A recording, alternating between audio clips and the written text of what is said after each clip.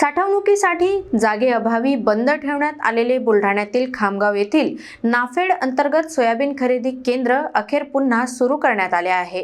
प्रशासनाच्या तातडीच्या उपाययोजनांमुळे शेतकऱ्यांना मोठा दिलासा मिळाला आहे।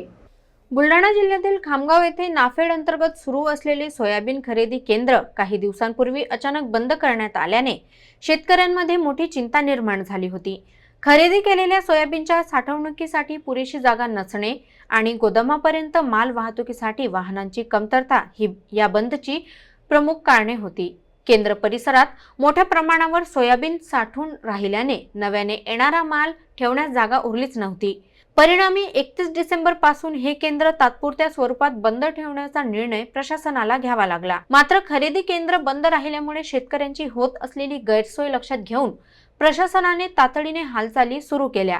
साठवून ठेवलेल्या सोयाबीनची उचल करण्यासाठी अतिरिक्त वाहनांची व्यवस्था करण्यात आली। गोदामांमध्ये मालाची वाहतूक वेगाने सुरू झाल्याने केंद्र परिसरात पुन्हा मोकळी जागा उपलब्ध झाली।